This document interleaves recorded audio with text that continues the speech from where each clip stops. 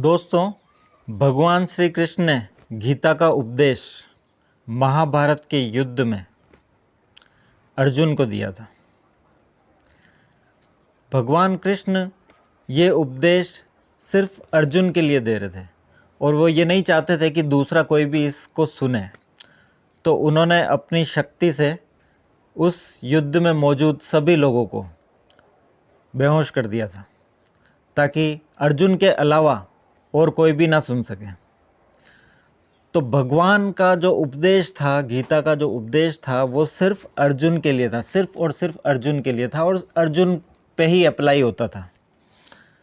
लेकिन फिर भी दो लोगों ने वो उपदेश सुन लिया। एक तो संजय, जो कि बहुत दूर बैठे हुए थे, अपनी दिव्य दृष्टि से देख रहे थे, तो उन्होंने वो उपदेश सुना। और दूसरे खाटू श्याम जी, जिनको पहाड़ी पर उनका सर रखा गया था ताकि वो युद्ध देख सके, उनकी इच्छा थी युद्ध देखने की।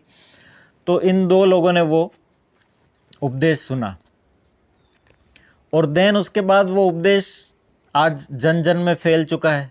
गीता का ज्ञान सब जगह अवेलेबल है।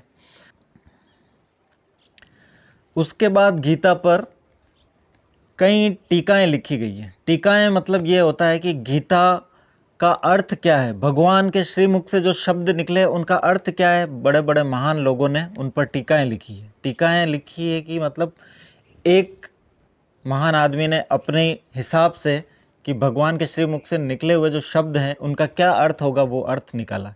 फिर किसी दूसरे आदमी ने, यानी किसी दूसरे महान आदमी ने वापस एक टीका और लिखी कि भाई मेरे हिसाब से अर्थ ये है। फिर किसी तीसरे ने और लिखी कि मेरे हिसाब से अर्थ ये है। इस तरह से कई सारी टीकाएं लिखी जा चुकी और आगे भी भविष्य में कई सारी टीकाएं और लिखी जाएगी। क्यों इतनी टीकाएं लिखने की ज़रूरत पड़ रही है? क्योंकि एग्जैक्ट जो अर्थ है वो सिर्फ और सिर्फ अर्जुन ही समझ सकता था और उस सिचुएशन में ही समझ सकता था जहाँ पर अर्जुन को अपने परिवारजनों से युद्ध करना था। उसके हाथ कांप रहे थे, वो शस्त्र नहीं उठा पा रहा था। उस सिचुएशन में भगवान ने अर्जुन को उपदेश दिया, सिर्फ अर्जुन को दिया, अर्जुन को समझाने के लिए दिया। तो ये चीज़ आप ज़बरदस्ती अपने ऊपर अप्लाई ना करें। अगर आपको इसमें से कोई चीज़ सुटेबल लग रही है, कोई सूत्र आप पर अच्छा बैठ रहा है, तो आप उसे अपनाएं, उसे यूज़ करें। और जो आप पे सिचुएशन पे, जो आपकी सिचुएशन के हिसाब से बैठ नहीं रहा है आपके ऊपर, तो उसे ज़बरदस्ती अप्लाई करने की कोशिश ना करें। भगवान श्री कृष्ण के जीवन से सीखने को बहुत कुछ है। 365 करोड़ देवी देवताओं में मेरे फेवरेट भगवान कोई हैं तो भगवान कृष्ण हैं।